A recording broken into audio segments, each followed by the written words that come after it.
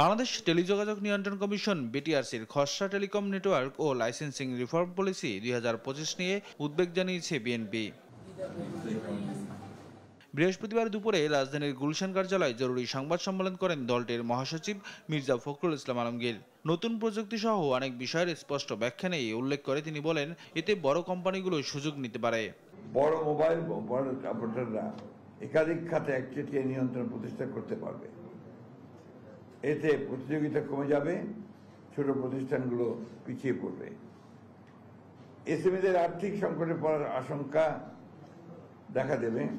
ডিরেগুলেশনের নিয়ন্ত্রণ শিথিল পরে এসএমই, বিশেষ করে স্থানীয় আইএসপি বা ছোট টেলিকম অপারেটরদের সম্পদ ও দায়বদ্ধতা নিয়ে সুস্পষ্ট দিক নির্দেশনা না থাকায় তারা বড় ধরনের আর্থিক সংকটে পড়তে পারে। জাতীয় নির্বাচনের আগে একতরফাভাবে এমন নীতি প্রণয়ন ঠিক হবে না বলেও জানান বিএনপি মহাসচিব।